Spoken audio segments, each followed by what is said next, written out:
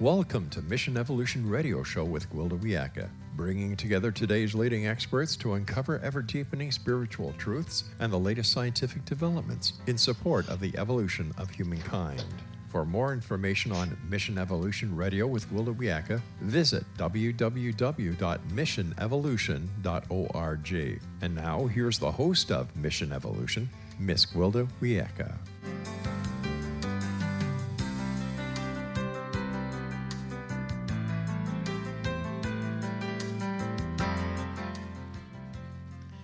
From the escalating climate crisis to the potential of global war, we're facing unexpected dangers that could lead to our demise. Our future depends on the decisions we make next. Is humanity on the brink of a transformative evolution or facing imminent destruction? Mission Evolution Radio Show is coming to you around the world on the X Zone Broadcast Network, xzbn.net. With us this hour to contemplate our uncertain future is Joshua Reichmann. Joshua is the author of The Realized Light of the 12th Dimensions, Cosmic Rebirthing and Our Celestial Destiny. An Akashic reader, Pleiadian channel, contemplative therapist, and multidisciplinary artist, he's the director of the film Tenzin, which addresses the struggles of the Tibetans. He's practiced and taught traditional Tibetan Buddhism, holographic recapitulation, psychic integration, and healing at temples, spiritual centers, and group retreats for more than 10 years. His website, joshuareichmann.com. Joshua, thanks for joining us on Mission Evolution. Thank you so much for having me, Gwilda. Thanks again. This is such an important topic, the changes we're going through and where they might be leading. Mm-hmm. And when we're faced with these turbulent times, will we witness destruction or transformation, or both? Well, I think if we look back historically, they happen at the same time. And as this aeon, the Pleiadian aeon, sped up, you saw them happen at the same time more quickly. So you look at something like what we describe as World War II and the advent of the atomic bomb or the splitting of the atom and all the technologies and even the way you viewed, the cosmos, reality, and how quantum physics was happening at the same time, as there's human misery and destruction. So old patterns of shedding beliefs and then trying on old occultic beliefs, like say with the Nazis or something like that, and the spiritual wars that were inside of the terrestrial wars. You're having that at the same time as this upgrade, you could say, or this uplift, this awakening. And in that era, in that age, which isn't that long ago, we're still in that age in many ways. You had this working through the material to start to understand the fundamental principles, and bedrock of what kind of ties reality as we perceive it together. So you're having that as humans are sort of attacking themselves and nature, extracting, all this, right? Extracting from the proton, thinking you can extract. So now, since then, let's say, and you could bring it back to like the 1000s, or you could go back to the pyramids, or you could go back to Atlantean time and just pick how it's sped up and pick any one of them. But let's say it's continuing not only to speed up, right, this evolution that we're all talking about here, we're talking about today, but that tension speeds up, but so does the positive realization and awakening, and so does the quickness of how much we have to shed, or the amount. So right now we're shedding so many paradigm shifting beliefs, even the way we perceive. And like, that's the thing, is now it's not so much even about belief, but we're shedding how we perceive because of this upgrade in consciousness and awareness and perception, and it's physiological. So they happen at the same time. So both are happening. We could talk about, how and what's happening specifically, but yeah, my answer is both. So when we, what's bringing this about? I mean, what's brought to bear here that's creating all this chaos and change? So evolution does that, So we shed gills things cool down as they expand out in this toroidal, spin from the beginning of this universe, which is really just a breathing and contracting, an outward, inward, this polarity and cycling of, you could say, God viewing itself, yeah, like consciousness just is. There's no beginning and end. So no, people kind of know that. Lots of ways of describing it, but you say, well, why is right now, right down to this time on Earth, let's say in the Western world, like the experiences we're having right from the Piscean era's ending, right? You have this Christ Piscean era, worshiping this singular avatar being that describes ourselves at our highest potential, and people worship that, and it's a gateway to God, and they'd see it through the man, but they also see that within. That is actually Orthodox Christianity too. Even though that sounds New Age, it's both. It's actually the same. So that era, that energy is coming to an end just in time for this return, but it's actually the Aquarian era, which has a totally different quality, where there's no longer this duality. We merge with our potential. The feminine, masculine merge in new ways. This is an actual energetic shift in cyclical terms that happens over long periods. And you can track all the cultures' way of describing this, right? From the Toltec Mayans, they had an end of their calendar. We know this, like the end of the Bactun happened in 2012. 2012 to 2020 is the end of an entire civilization's calendar. They didn't see past that, right? The Vedic timelines know where we're at. So why is it happening? It's happening because we move in cycles as a planet, an interdimensional planet, through different strata and spaces where light affects us differently. Light carries data, information, and speed of data, the speed of waves that affect particles and are particles on the quantum. They're both, right? So the speed of these frequencies changes depending on where we are, literally where we are as a planet, multidimensionally, not just the physical planet, but all dimensions move into darker waters, you could say sort of denser light or more fine light. And so we are entering a time when there's more light, but simultaneously in the actual galactic physical shifts, the planet is in some ways in a darker space at the same time. That is why you feel this intensity of tension, and we can get into that. But it's a galactic, interdimensional, and celestial thing, and that's where it begins.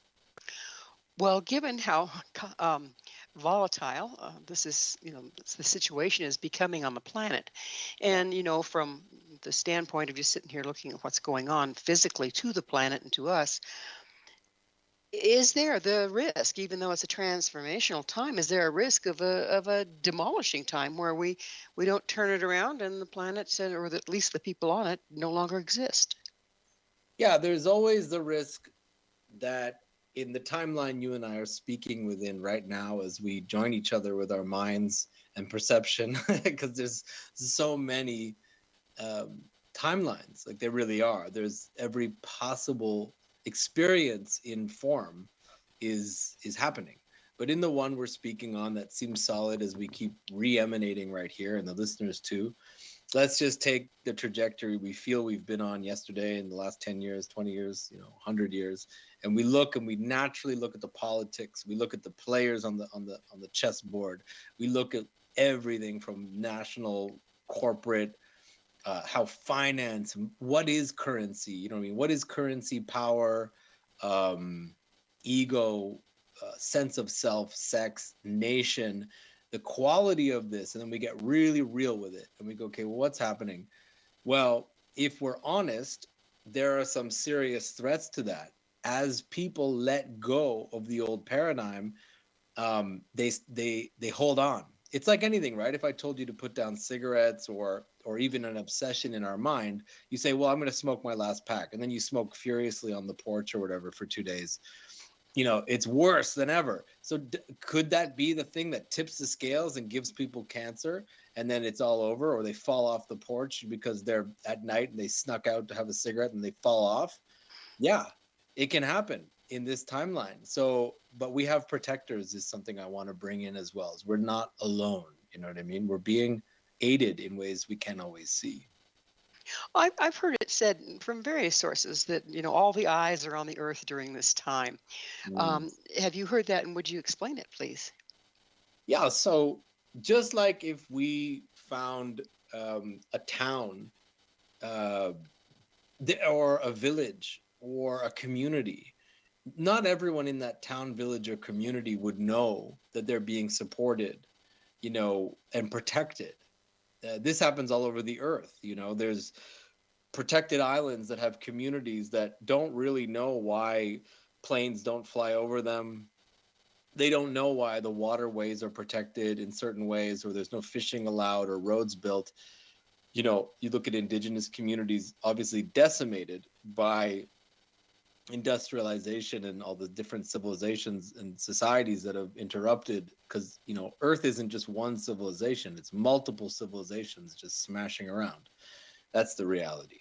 But so just like that, we're here on earth as a collective, the humans, no matter what our genetic, energetic, histories are. We come from the stars, all this kind of thing. But look, we're all just people now, no matter how good at channeling and how psychic we are and how many past life regressions, we still walk around in the 3D and in the intuition space of the 4D, right? Time and then 5. So we're just people. And we can't see all these big benevolent and malevolent forces, but they have effect on us all day. And there really is people talk about the Galactic Federation. Da, da, da. We can't know exactly what's going on at all times with that, the way you can't know what's going on with the CIA at all times, or in your local, community conversation if you don't go to the meetings, but things have effect. And so, yes, they care. They don't let nukes go flying and all types of stuff like that. Well, it's time for us to take a station break. Joshua and I will return very shortly, so don't go away. This is Mission Evolution, www.missionevolution.org.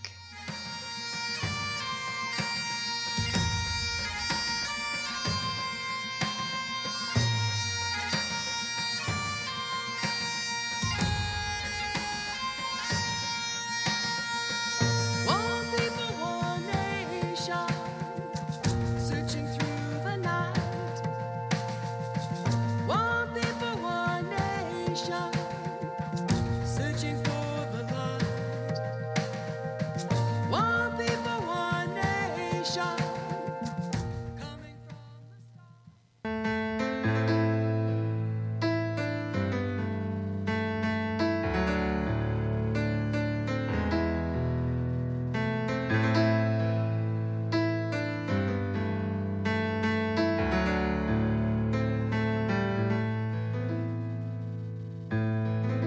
The end has come, the night has fallen. I have reached the end of days. What's real is not, reason fails me. I've gone beyond all known pathways. This is the end of reason. This is the end. Is there help in hidden places? With us this hour discussing the destiny of humanity is Joshua Reichmann. Joshua is the author of The Realized Light of 12 Dimensions, Cosmic Rebirthing, and Our Celestial Destiny. Joshua, do hidden realms hold any hope for us, or are we in the yo-yo factor? You're on your own. Well, they hold, thank you. They hold a lot of hope for us because everyone is waking up to listening to lucid dream space, deep intuition, and the psychic space that is at once very agitating. Obviously, everyone out there knows what it feels like now to go, how do I have time to drive my car, listen to this show, think of my family, finance, and all this stuff in my body, whatever, and then go, but I'm having too many intuitive, synchronistic, feeling states that are showing me these very complex, sometimes hard to necessarily decode, sometimes really easy and beautiful and poetic, but a lot of information. Now that is what's coming down through these complex filters that we put in the way. And it's almost like a giant celestial, energetic handshake and warm smile that comes from the already arrived at, the species and the layers of beings that have already reached refuge and safety in their own peace, right? They are sharing that peace with us, but every one of us is an antenna. So everyone wants the collective to do something for them, or someone to come save the day, or great barriers to be erected, or whatever. And that's a nice wish, but everyone driving their car, sitting at home, listening to this later on their phone, whatever. It's literally, this is the part that no one likes, but it's also the most empowering. It's up to us this very moment to guard our minds, relax, and open to the discipline, but sweet kind of open surrendered discipline of listening to that higher channel. And Well, that's what they're making available. you mentioned that everyone is getting this, but I don't see where everybody's getting this. I see some people that are trying to lock down and continue Mm. business as usual. Um, does everybody have to get it before we're rescued, if you will, from ourselves, or is what's the other option? Well, no, not everyone will. Some people's the density of, their karmic bodies, their armor that's set up. And I'll just be blunt. They've not evolved, and this is no knock, or this doesn't mean we don't have compassion for others, but we have to be honest. And we don't know who they are exactly. Everyone always judges, oh, this person at the, this lawyer, or this gas station attendant. You have no idea who's actually softened into that receptive space. So we don't know.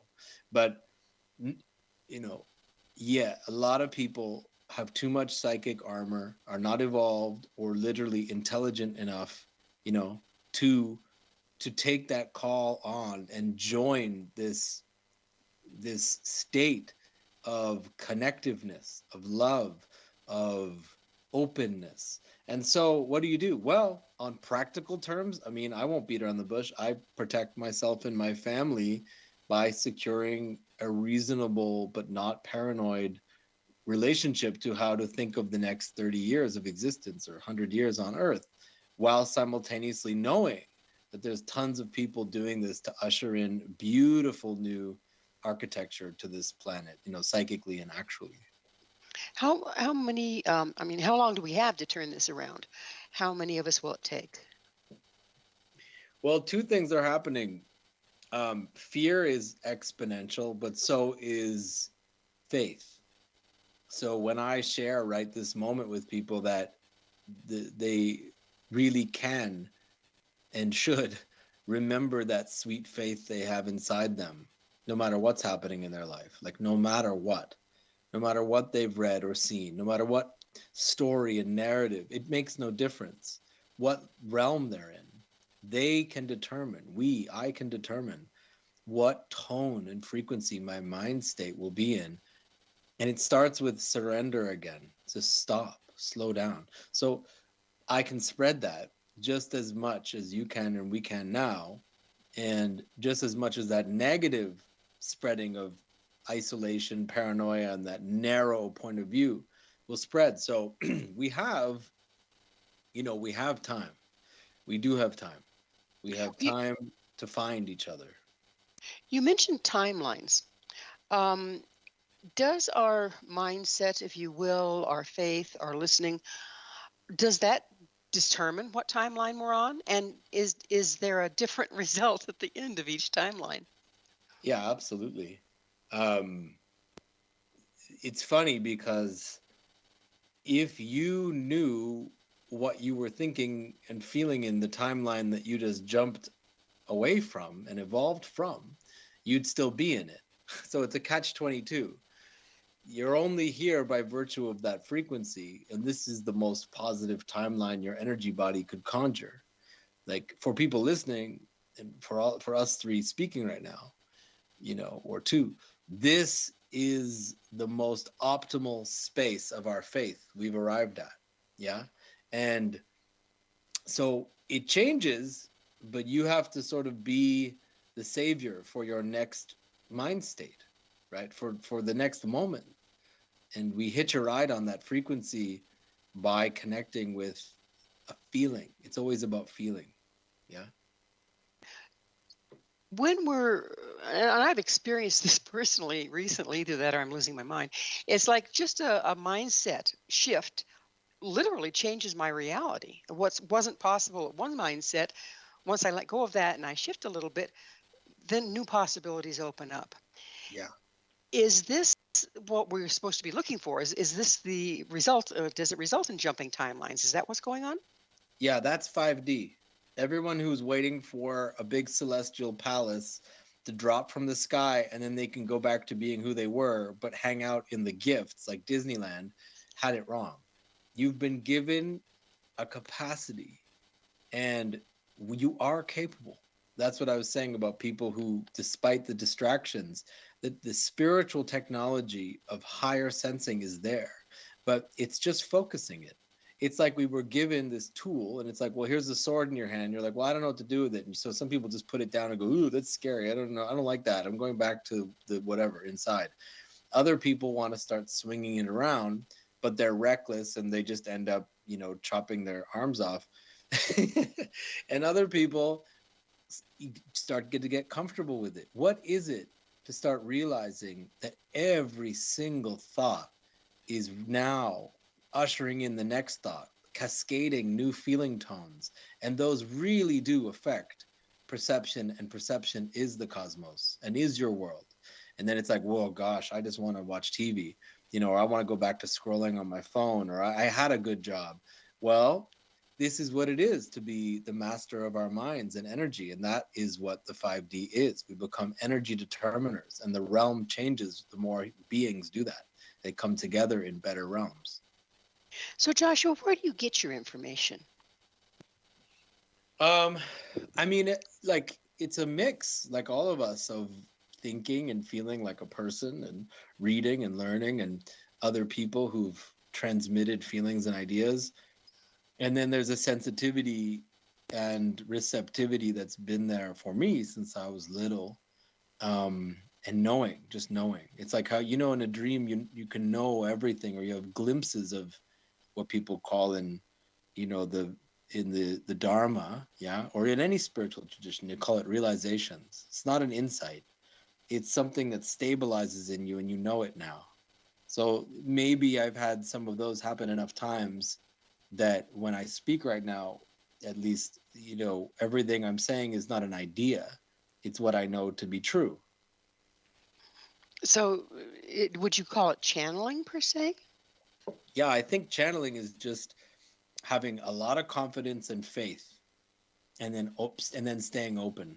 It's a very sensitive way to be, but you have to be strong enough to not to know your own psyche and your own ego while opening to big waves of other thoughts and feelings. And a lot of people can't do that. Their energy body is not correct for that, and that's okay. We all have different roles. How can you be sure or be confident that you're channeling something that's reliable versus, you said there's the good, bad, and the ugly out there. How can you be confident in what you're bringing through? Well, I know that when I bring through things that feel like false promises, they're sort of shiny, they're sort of potentially good, but they agitate the same way if you were to go to a casino. It's like, or someone would present like something tantalizing and like hedonistic, like sex and drugs, like, ooh, that looks good, and you just want to go towards it. But if you stop and relax, you really think about what's being offered and feel it, and it doesn't feel warm, and it doesn't settle the energy body, the nervous system. It doesn't feel like love. It feels like lust, desire, or chasing, and that's the difference. So it goes back to the feeling realm, checking in with how you feel about it versus what you think. Yeah, absolutely. So when we're about to go into a break here, but let's start this one. I'd like to know, tell us about the difference between benevolent helpers versus demonic entities. Well, cosmos, the world, and I'll stop in, what you got, 30 seconds or something? The Nothing. world, everything is essentially predatory.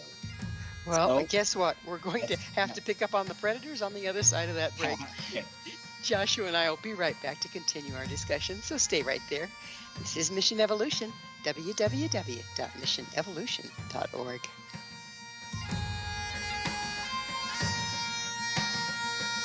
One people, one nation, searching through the night. One people, one nation, searching for the light. One people, one nation, coming from the stars. One people, one nation, to heal this earth of ours. Our gracious Mother Earth, our Father in the sky, have joined again in love.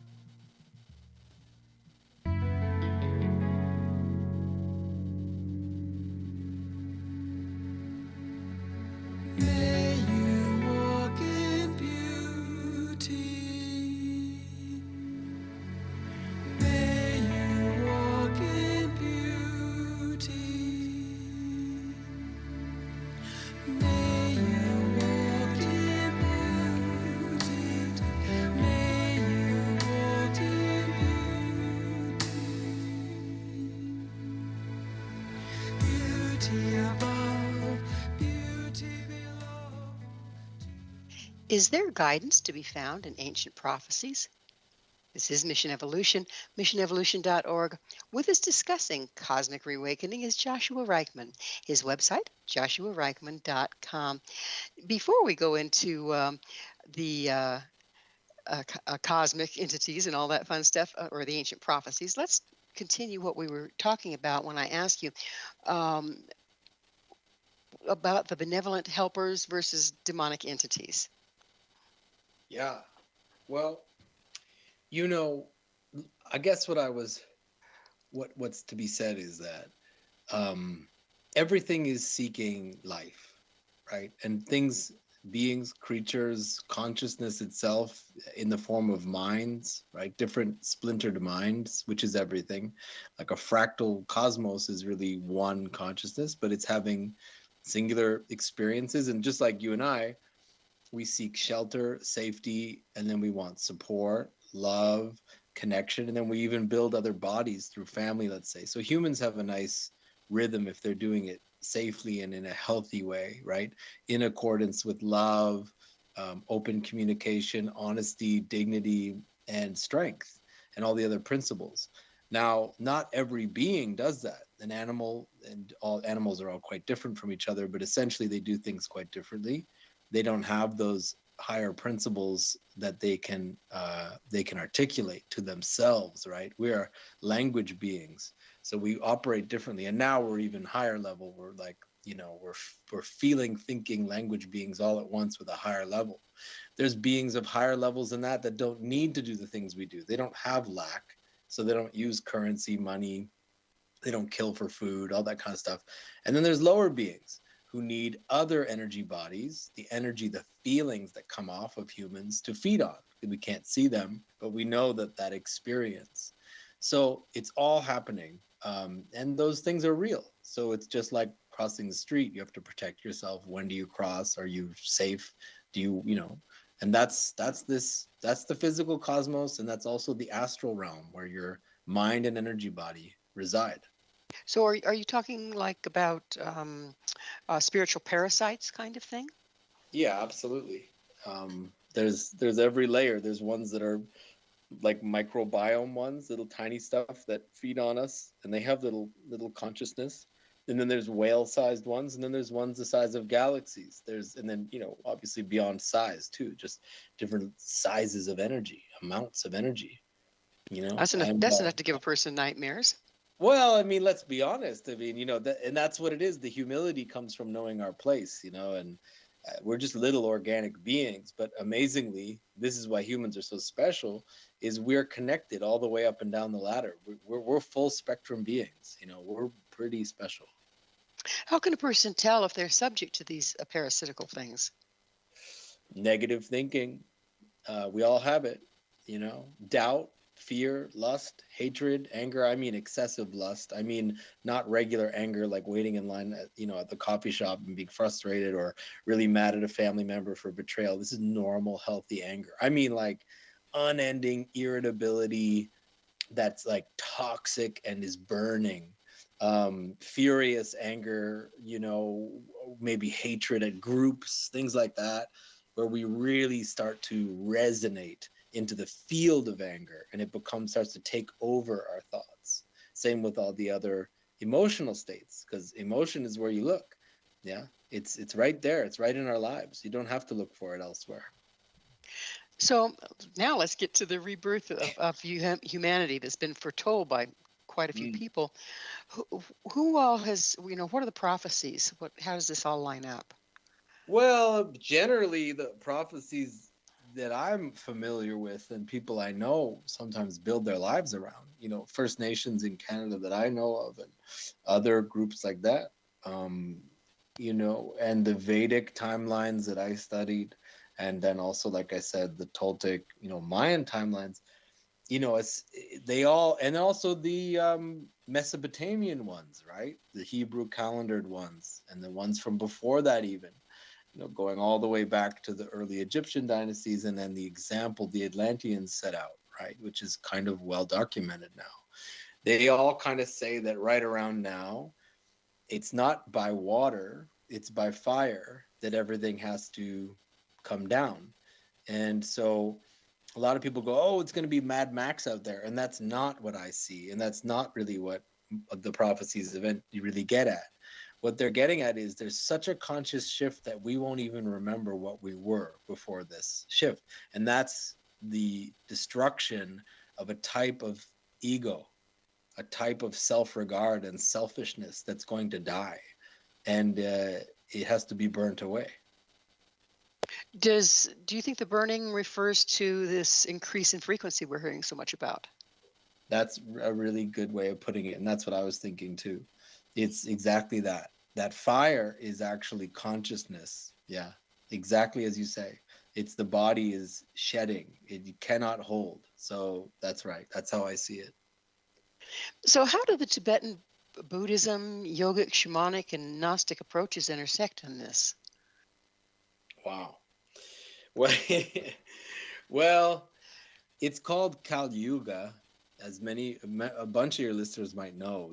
This is a big time. It's not just this 100 years or 500 years. This is huge. So we're in a particular slice of an aeon called Kali Yuga, which is one of destruction. And everyone goes, well, why couldn't I have been incarnated into one of the good ones, Sati Yuga, or one of the nice bright ones where we're all sort of celestial 5D angels flying around in like pink castles and stuff. But like, it's okay because it's a transformation time. So a lot gets done.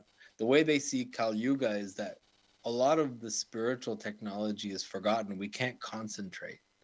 Like you think of our lives, right? And we're not in a nice village where we're all supporting each other, meditating and looking inside our minds. We have very little time. It's an agitated time. And from a shamanic point of view, it's just that the bodies are so riddled with those parasites and distractions, the things that eat us away. So can you do it despite all that? And in some ways, it makes us really powerful. It's like we're grinding against a stone. We're becoming even more powerful more quickly. Being tempered by the situation, huh? Yeah. So this is a little off topic, maybe or maybe not. What's holographic recapitulation? You mentioned that in your bio. Well, it's like if you and I are talking, and you guided me through a memory of parts of my life, and I didn't just see snapshots. I went and viewed it, from every angle, from the other people in the scene, um, from the environment's point of view, and felt the environment, felt myself. But I didn't take it so personally. I went back and I changed the feeling. So I'm actually becoming my own angel in some ways back in time. And you can recapitulate all those beliefs you have now, that I have now, let's say, by really just cleaning up the karma by changing what happened for your own mind. And so, yes, did that happen back in that timeline? Sure. But we're talking about what's retained cellularly, atomically, energetically right now in your mind and in your body, in your spirit. And you can walk back and you can go back multiple lives and you can just clean it up. But you have to take time to do this. That's what I do with people. Plus, read the Akashic records to see what's happened with them. And then they can have what's called lagug, which is soul retrieval. Bring yourself back here now without all that stuck stuff, right? That's kind of what it is. So basically, you're healing you're coming from your future to heal your past. Yeah, exactly. Pretty fascinating. I have heard about that, and I've heard people mention that they feel like they can feel their own hand in this, in their healing, even though it's, not happening right now. So pretty interesting. Um, so if you're doing that work, does that leave us clearer to participate in this evolution we're looking at? Absolutely. I know from, I'll just, my own experience is that right now I am not able to hide from my stuff, even though I'm a healer, helper guy who went out there to say, oh, I'm up for it. I'm going to go be one of the ones to do it. My own stuff is flying up, very powerful. My own shadow stuff I thought I dealt with. It's like, no, you got to do another round, or else how can you possibly be grounded and stable enough to sit for another? And it's okay. No one's going to be perfect. We're not looking for sainthood. We're looking to be clear enough to help usher in a time together. Is what's brought up to be cleared dependent upon your intention? So if you intend to do something, whatever stands between you and doing that comes up to be cleared. On our intention? Mm-hmm. Like you intend to be there for somebody else, well, then everything that stands between you and doing that is up to be cleared. Yeah, absolutely. But I would say this, we can have good intentions for another, but if we have ulterior unconscious motives that we're not really willing to look at, then our channel will not be as clear as we think. I see this all the time. People have good intentions, they have altruism, they have a good spirit, a good heart, but no. They have not dealt with stuff even from this life, let alone other lives. And it shows up and you can feel it. So it's not for the faint of heart, you got to be willing to go for it, but it's worth it. So in other words, you're telling me that to be of service, you need to do your own work. All the time. Yeah. All day. It's full-time job, right? Yeah. I don't want to do that. I want to lay back. Part of me's indulgent, right? But we got to do it. Well, we're going to have to indulge in another station break. Please stay with us as Joshua and I continue to explore the realized light of the 12 dimensions. This is Mission Evolution, www.missionevolution.org.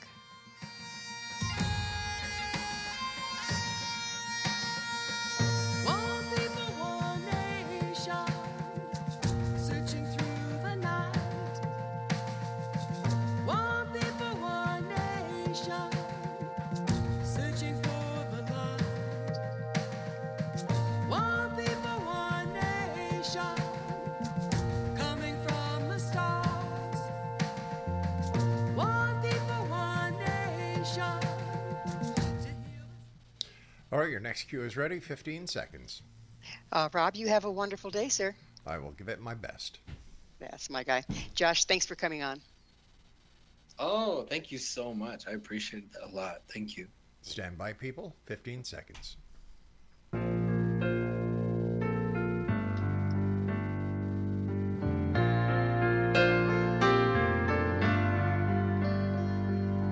Brilliant feathers of an unearthly hue, I pie on the edge of his dream. A whisper of touch, an unheard song.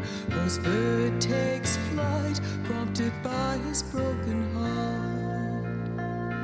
Fly high, sweet phoenix, even though you are free. Are we waking from a dream or falling into one? This is Mission Evolution, missionevolution.org. We're continuing our discussion with Joshua Reichmann. His website, joshuareichmann.com. Joshua, tell us about the mind stream. Well, there's different parts of us that rebirth, not necessarily reincarnate. Reincarnate is a very intentional, powerful act that an integrated heart mind, like energy, love, and consciousness is like energy. And the mind stream is part of that, but it's like the imprints and impressions that have come through the senses, of a body, let's say, like how we have our senses, just very simple. So then you have all these thoughts. And if we're really honest, if you go deep and even just daily, you sit around listening to your thoughts, mostly they're sort of like, I like this, I don't like this, I don't care. You know what I mean? They're sort of repulsion or desire, or they're sort of a judgment. And that's the real quality of our mind, despite whatever we're doing. We're walking around acting like we're good people, but the real quality of our mind stream. And that mind stream has to get tamed. And that mind stream rebirths into a body, right? Or into a state that it suits its quality. So this is the sort of reason why we clear all day to create better thought patterns. And those affect our energy body and they open up our heart even more. I'm still a little confused. Is the mind stream what we live with in this reality day to day, or are you talking about something that reincarnates? It's both. So the thing that rebirths is the same quality of our mind when we're honest and listening to our mind, listening to the feeling of it, the sound of it. If we're listening to our mind, the feeling of it and the sound of it, and find that we don't like what we're seeing, we don't like what we're hearing, we don't like what we're feeling there, is there a way to change it? Yeah, so what I learned over so many years, all day, all the time, decades and stuff, is that sometimes we can't think our way into new ways of thinking, right? We just start kind of beating ourselves up for not thinking things we like. And so instead, remember a good feeling, right? Remember a really safe feeling, a really warm, connected feeling, right? And not just the context, but really feel that feeling. Like let it takes a few minutes maybe or a minute. And when you feel it, you'll notice there's types of thoughts associated with it. Those are the types of thoughts we want to nurture. And we just keep doing that. It's like an antidote to those easy old programs. And because they'll just keep running until we change the feeling tone, and that shifts the thinking, which in turn, like I said, opens up more feeling. So it works back and forth, if that makes sense. It does. So you speak of this, being a time when we're coming into an awakening. What profound cosmic shifts have precipitated this current awakening? Well, there's a light that comes from the opposite of the black hole, the center of this galaxy. And it's like a galactic sun. And a sun is like love, it's life, right? You just look at what the sun does on Earth, that just makes life. And so we're made of that, right? We're just water and ether and, a bioelectric movement, or even just electromagnetic movement, which is very basic. Waves create that, which is photons, moving in a certain way, and what we call speed and frequency. So there's a change. There's more light, which means there's more access to connecting our senses all together, and they sense this sped up wave spectrum, which makes our thoughts kind of scattered and crazy, which is why you have society going cuckoo, right? And individuals feeling cuckoo. But it also gives us access to more consciousness. That's evolution. Will everyone wake up or only just a chosen few? No one's chosen. You can choose right now. Basically, people have to self-determine that. That self-evolution is all there ever is. And so people have to feel a determination that must come from somewhere in them. They have to hear us talking and go, okay, fine, I pick that, and be motivated to do it. Um, and a lot of people are reward based. So it's like, well, what's in it for me? You know, am I going to get happier and all this? And they have to have evidence. So all you can ever do is be an example for other people and go, look, this really does make your life not only more peaceful, but the insights and the experiences are something beyond imagination, you know? So you have to be an example for others. It's the time in the show, Joshua, when I get to ask you, what's your mission? Thank you. I think my mission, if anything, is to just be a good father, a good friend, a good partner, and not do damage, you know, to others the best I can. And beyond that, it's to inspire people maybe to go beyond what they were imagining before. Well, you being an inspiration is a wonderful intention there. Thank So, how are the cosmic shifts stimulating our DNA and Kundalini energies? you. Well, our DNA is like a ladder, the double helix, yeah. Hmm. So the ladder is showcasing more stairs, and each stair has information and like a hall of of data and impressions and experience that opens up to more halls in other dimensions and places. That's inside of us. It's this blueprint of life code that isn't just for humans, it's for all beings that can contain the level of awareness we have. And that is now expanding with that light infusion, that higher frequency light infusion. So a kundalini awakening is when that is happening and all the other points within a body are spinning in a new way, like these toroidal, like circular spins, sort of like an apple core. An apple, it's like self-cycling circles. That's how you can visualize it. Is spinning more open and faster. We're opening up. A kundalini awakening is when enough of that happens and the human doesn't just blow up, you know, psychically just disintegrate. Yeah. And then they still have a self, but they're connected to more, they're more sensitive in massive ways. And that's happening for the planet and for hundreds and hundreds of people all day. And it's speeding up for So, everyone. is this going on in the physical human body? Yeah, I mean, the physical human body, if you think of the bundles of fibers that create tensions and eventual cancers, if people don't feel good, you got to feel good.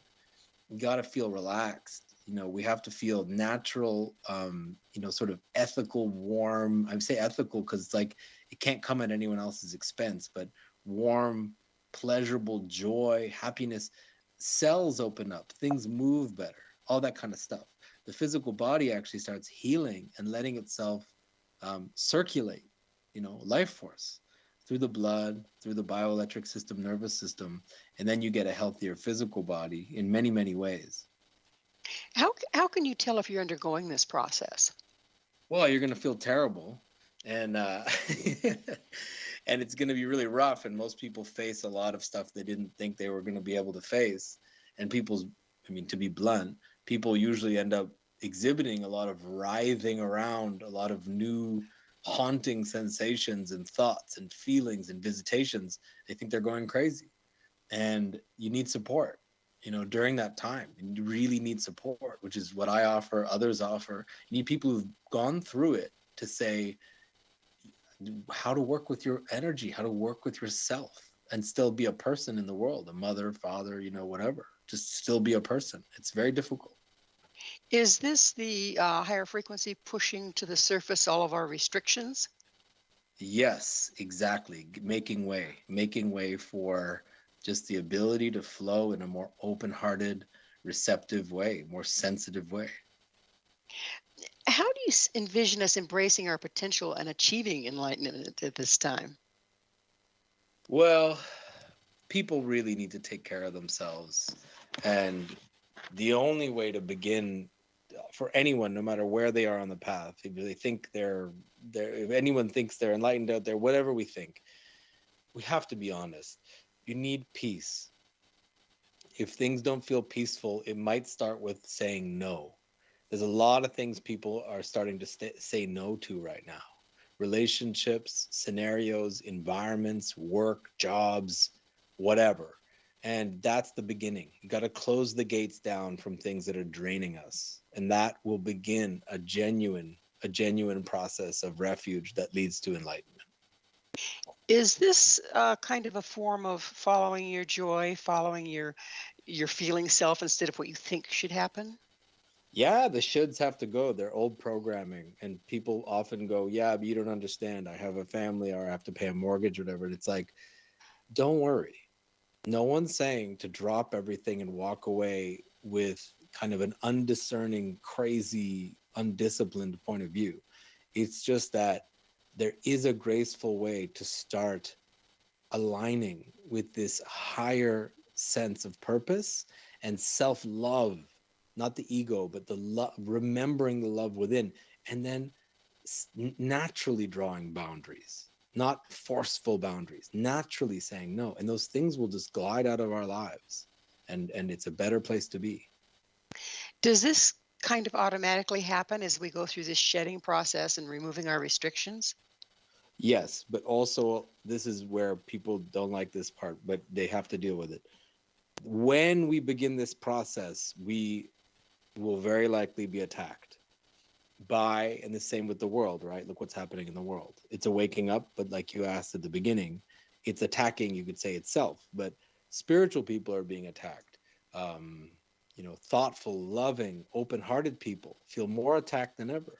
Could be by someone you love or know, or could be by, you think it's by the system or by anything.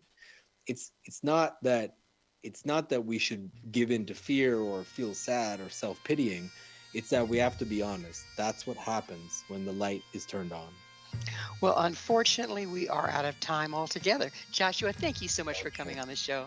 Thanks for having me. Thank you so much, Gwilda. My pleasure. Our guest this hour has been Joshua Reichmann. Joshua is the author of Realizing the Light of the 12 Dimensions, Cosmic Rebirthing, and Our Celestial Destiny.